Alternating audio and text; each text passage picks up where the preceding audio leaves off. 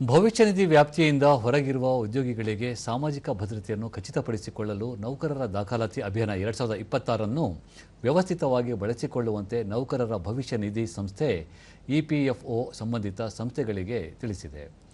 ಉದ್ಯೋಗದಾತರಿಂದ ಸ್ವಯಂ ಪ್ರೇರಿತ ಅನುಸರಣೆಯನ್ನು ಸುಗಮಗೊಳಿಸುವುದು ಮತ್ತು ಅರ್ಹ ಕಾರ್ಮಿಕರಿಗೆ ಭವಿಷ್ಯ ನಿಧಿ ಪಿಂಚಣಿ ಮತ್ತು ವಿಮೆಯ ಪ್ರಯೋಜನಗಳನ್ನು ವಿಸ್ತರಿಸುವುದು ಈ ಅಭಿಯಾನದ ಗುರಿಯಾಗಿದೆ.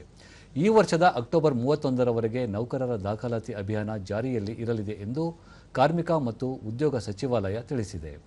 ಈ ಅಭಿಯಾನದ ಅಡಿಯಲ್ಲಿ ಅರ್ಹ ಉದ್ಯೋಗದಾತರು ನಿಗದಿತ ಅವಧಿಯಲ್ಲಿ ಇಪಿಎಫ್ ವ್ಯಾಪ್ತಿಯಿಂದ ಹೊರಗುಳಿದ ಮತ್ತು ಘೋಷಣೆಯ ದಿನಾಂಕಕ್ಕೆ ಅನ್ವಯವಾಗುವಂತೆ ಜೀವಂತವಾಗಿರುವ ಹಾಗೂ ಉದ್ಯೋಗದಲ್ಲಿ ಮುಂದುವರೆದಿರುವ ಕಾರ್ಮಿಕರ ಮಾಹಿತಿಯನ್ನು ದಾಖಲಿಸಬಹುದಾಗಿದೆ.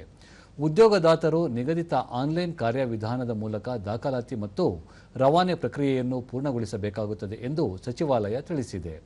ಅರ್ಹ ಉದ್ಯೋಗಿಗಳನ್ನು ಶಾಸನಬದ್ಧ ಸಾಮಾಜಿಕ ಭದ್ರತಾ ಚೌಕಟ್ಟಿನೊಳಗೆ ತರಲು ರಚನಾತ್ಮಕ ಕಾರ್ಯವಿಧಾನವನ್ನು ಒದಗಿಸುವ ಮೂಲಕ ಸಂಸ್ಥೆಗಳು ಮತ್ತು ಕಾರ್ಮಿಕರಿಗೆ ಪ್ರಯೋಜನವನ್ನು ನೀಡುವ ಉದ್ದೇಶವನ್ನು ಈ ಅಭಿಯಾನ ಹೊಂದಿದೆ.